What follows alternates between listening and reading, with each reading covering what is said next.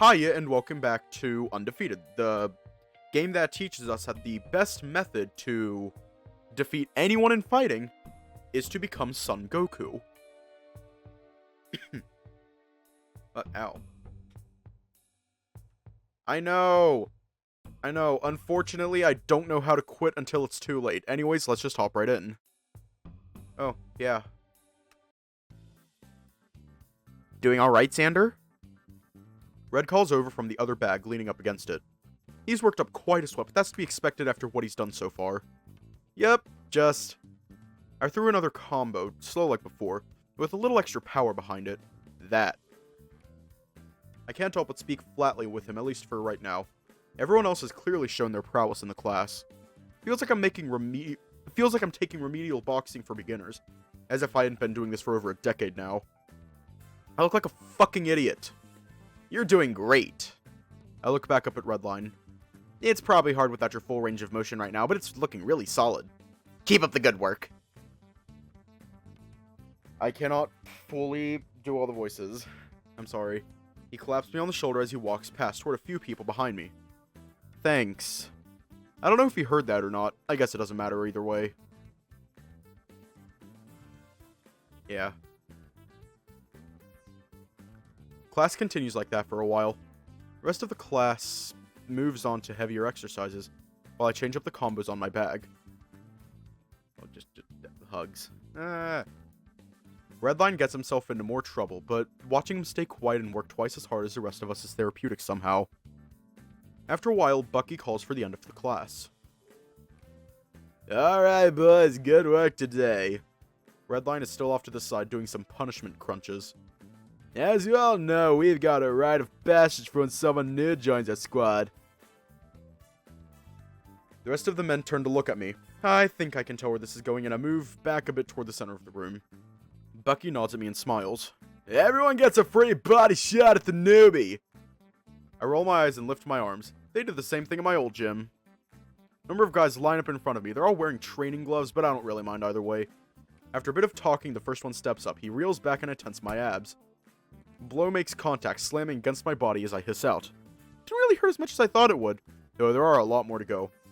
He moves on and the next one steps up, taking a second to aim a shot. Another thump, another hiss, and he moves on. Conditioning is important, especially when it comes to taking punches. This also makes for a good ab exercise, so I can't really complain. The line shortens with each punch forcing a well-timed hiss out of my mouth. It's good to spit some air out when I get hit, at least when I can predict it. As it makes my body tense up, that can make it easier to take a hit. A few more pass through and the punches finally start to sting. My abs would be a nice shade of red if anyone could see under my shirt. Only one left to go. Redline moseys up to me. He's absolutely drenched in sweat, and his mouth is slightly open with his tongue hanging out.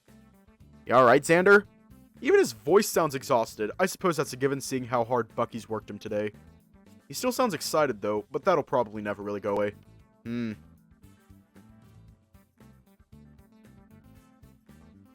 Right? My arms are still up above my head. My body tensed in anticipation for the strike. A bit of sweat drips off my elbows onto the floor. Redline wastes no time shifting into his stance, and in the blink of an eye, his fist finds its mark in the center of my body. Ugh, shit! With a heavy thump, I stagger back. My legs quiver before I drop to one knee. The pain resonates up my body, stinging and burning at the center even after his glove departs. Oxygen strains itself through my gritted teeth as I try to drag it back into my control. Redline dropped down as soon as I had, tossing his glove aside to put a hand on my shoulder. Shit, are you okay? My eyes meet his, along with a few of the other guys who had already had their shot. A few are laughing, either among themselves or at me. I can feel my face go hot. First, Bruce embarrasses me in front of everyone twice. And now Redline's dropped me in my first class. This is so fucking humiliating. Get off! I shove his hand away from my shoulder, forcing myself upright and backwards. The room goes quiet. All eyes are on me and Redline for a moment. I'm already sweating from the training, but the pressure's got me sweating cold now. Bucky claps his hands together, forcing attention back to him. Alright, great stuff today, guys. Go at the showers. That seems to have fixed it. The men go back to chatting amongst themselves, unstrapping their gloves, moving toward the door. Make sure you get time on the treadmills sometime before tomorrow. He tries to yell over the sound of them talking, but no one seems to respond to it. March toward the door, the sting from the blow still burning in my stomach. Xander, wait! I try to ignore his call, but Bucky sticks out an arm as I pass by him. Hold up, bud. Need my gloves back. I huff a bit of air out. My eyes refuse to connect with his as I tear the gloves off and present them. You alright there, Xander? His arm still extended moves to prevent me from my attempt to slide past him. I'm fine. It's time to drink water. It's time to drink water. It's time to drink water. It's time to drink water. You're not, but you don't have to talk about it now if you don't want to. Go cool down, we can talk some other time. I can't help but exhale a sigh before nodding. Fine. Bucky's arm raises like a barrier gate and I hurry out of the gym. Since the day I got here, it's been humility and pity day after day, and I'm getting fucking sick of it. Bruce has already made me look stupid twice. And now I had the chance to meet new people, but Redline had to go and fuck that up too. I don't know what else I'm supposed to do. My path back to the stairwell is cut off by a crowd of people headed to the cafeteria. I really can't be bothered to fight my way through that. My only other option is to turn around and to use the stairwell at the end of the hall. Damage. That one at least gives me easy access to my room. I know. Hang on. Oh, Snapchat. I thought I could handle that stupid punching tradition well enough. I did in my last gym. I'm not sure why these guys are any different. Well, these are professional fighters. Makes sense that they'll be stronger than the guys I'm used to. And why the hell did Redline have so much power? I didn't think I was too tired to take that, but it still stings. Can't seem to get a win anywhere. It's like this place is out to get me. And now I look like an idiot for leaving the gym in such a rush. I can still feel the sweat dripping down off my chin. I've been leaving a trail down the hallway this whole time. Probably not uncommon down here, but still gross. Passing by the gym, I can't see Redline, but that's for the best. I don't want to see him right now. As for the hallway, it's pretty quiet on the way to the stairwell. Everyone's off at lunch, so I've got some time to get a change of clothes and shower. The closing of the heavy metal door's latch echoes up through the space. It's cold. And quiet. The chatter from down the hall is completely silenced behind the door. That silence is quickly broken, though. A breathy sigh comes from somewhere above me. My ears flick to aim towards it. Whoever gave that sigh starts moving on the staircase. Wait a moment to see if I can determine if they're coming toward me. It's quiet enough to hear a pin drop, or at least the sound of my sweat dripping onto the cement floor. Draws my attention for a second. Gross. I guess they're going further away. How far up does this go? Move up the stairwell, keeping my ears out for anyone back here. Looking up, I can't see the end of the staircase. Not that it's very well lit here regardless. I get to the second floor of the stairwell and open the door. Finally away from the rest of the people, I take some time to get a fresh change of clothes from my room and head to the showers. Halfway down the second floor hallway, there's a massive communal shower room opposite from the bathrooms. There's 4 rows of showers, each row barriered on either side with a brick wall. Near one wall is a bunch of hooks and benches for people to keep their clothes while they wash up. This place is normally packed, even with a second shower room down on the opposite end of the hall. It's not too bad now that there's no one around, though. These guys can be really annoying, even when people are just trying to wash up. I'll have to come back more often when it's less crowded. I toss my clothes on a bench and carry my all-in-one body wash into the nearest stall. A crank of the faucet knob and a gush of cold water fires from the shower head. I manage to avoid the initial spray, though I can feel its chill from stray droplets against my fur. I turn the hot water knob as high as it will go, but the temperature doesn't increase much, even after a few minutes. Guess the hot water's all used up. I sigh and step into the frigid spray, immediately tensing up as the water strikes my spine. My breathing stutters and my muscles convulse for a second as they're exposed. But after a few seconds, my body loosens up. I can breathe slowly and smoothly now. The body wash lathers up nicely. It smells kind of minty, too. The bottle calls it charcoal chill. Guess that explains the black coloring. Not sure what that has to do with mint. Someone enters the shower room. Xander? Christ, I really don't want to talk right now. I sigh. What? Redline moves in front of my shower stall. Are you okay? I can't help but look at him. He has no problem staring at my naked body. Here I am, fully nude, half covered in suds, and he's able to casually stroll in and talk with me. I gesture to my body. He seems to get the picture. Oh, right, sorry. He moves to the other side of the wall. Are you okay? I'm fine. Cold water rinses some soap off my fur. Did I do something wrong in class? I'm fine, Redline. Thought I hurt you or something. Did I embarrass you? I didn't. I'm fine, Redline. I don't really like raising my voice, but he doesn't seem to understand I want to be alone right now. He's quiet for a second. Well, if you say so. There's another pause. I'm going to go grab lunch. I'll save you a seat, okay? He waits a few more seconds for a response. I'm debating not giving one. Okay, thanks. For sure, man. Redline leaves, leaving me alone with my thoughts. And this fucking freezing water. Squirt a bit more soap onto my hand and run it through my hair, scrubbing it over my scalp and around by the base of my antlers. They're already growing in a bit. I don't want to get them trimmed until I absolutely have to. At least Redline's not here to deal with my shitty attitude. I feel like such an ass. I was an ass. Redline didn't mean to embarrass me, I just wasn't expecting it. He even tried to apologize and I shut him down. I should probably apologize. The churning of my stomach at the thought of that makes me think it won't be easy to do. I'll see how he's feeling at lunch. The rest of the suds rinse out of my hair, and after scrubbing down the rest of my body, I turn off the shower. It's a lot warmer in my towel than in the stall.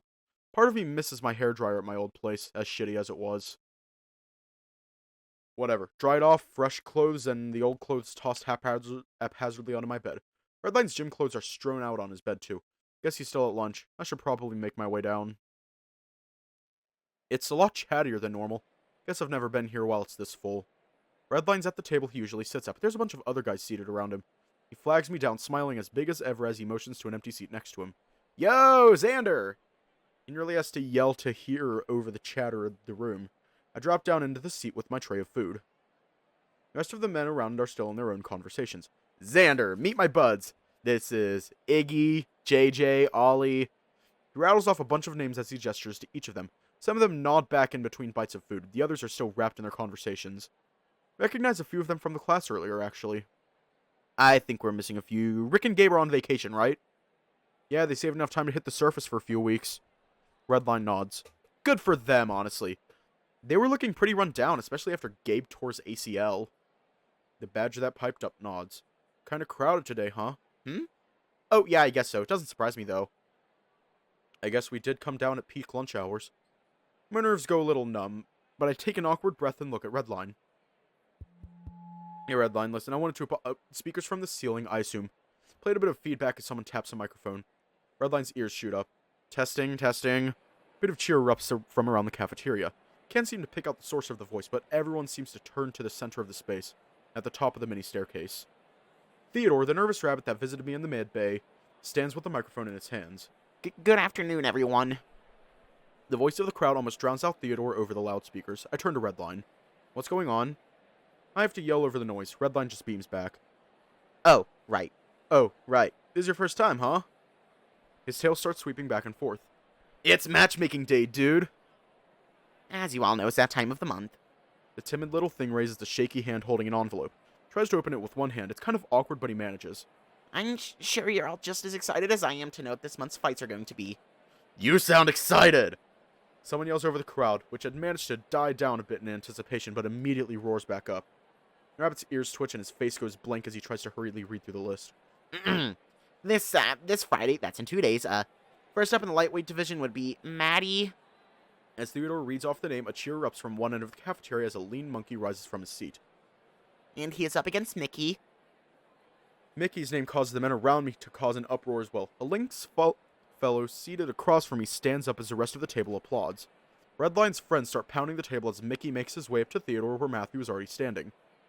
The two stare each other down for a few seconds as the crowd cheers, before shaking hands and making their way back to their seats. Mickey's welcomed back to the table with a bunch of congratulations and pats on the back while Theodore rattles off another name, followed by more cheering. Redline finishes chattering with Mickey, then turns to me. Yeah, so basically once a month, Teddy goes up and lists off all the fights for the next month. That's not a lot of prep time to get ready for a fight. Redline shrugs. Since we basically spend all our time down here training, we shouldn't need much time to do a fight camp or anything like that. He flexes a bicep, patting it tenderly. These bad boys are ready to go whenever they give me someone. They're just waiting to see if someone as short as you exists. His friend chimes up and Redline laughs, jabbing him in the shoulder. Hey now, Xander's right here. I can feel my face get hot. I'm not that much shorter than him. Theodore has been talking a bit now, but the crowd's noise seems to die down after the previous fighters return to their seats. He clears his throat and tugs at his shirt collar. And at the moment you've all probably been waiting for, we got a special upcoming championship fight in the heavyweight division at the end of the month. Another cheer from the crowd with chants of Bruce, Bruce, Bruce, pushing through the men.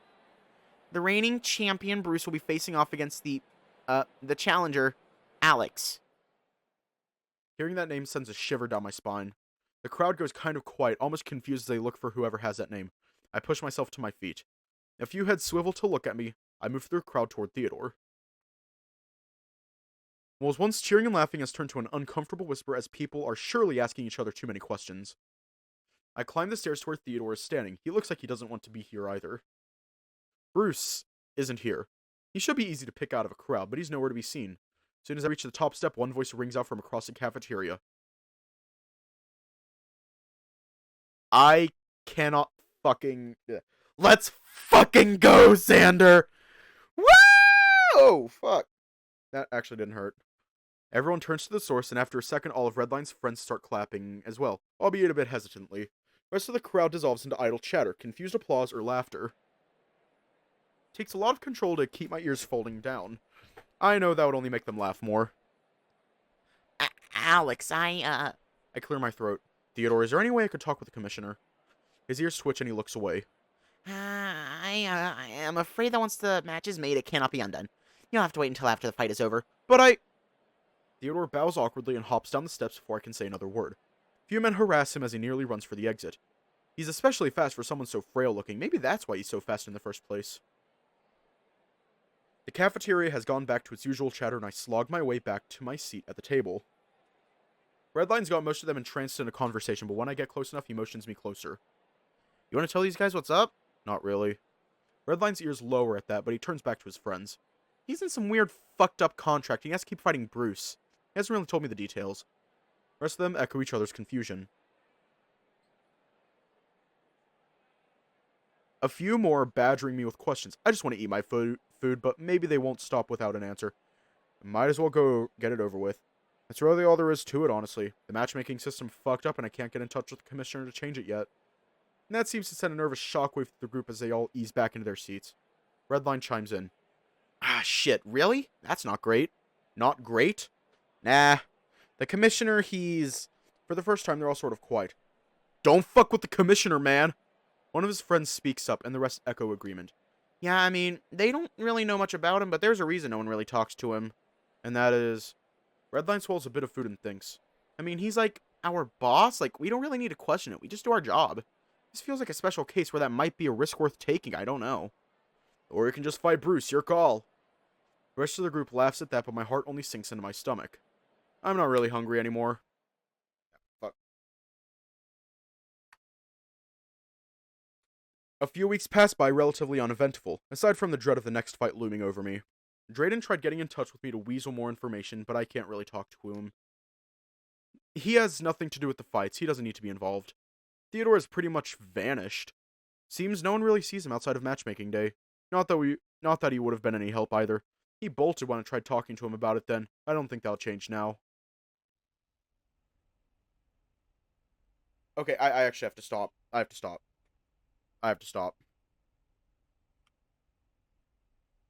I'm sorry, I gotta stop. We're gonna leave off here tonight.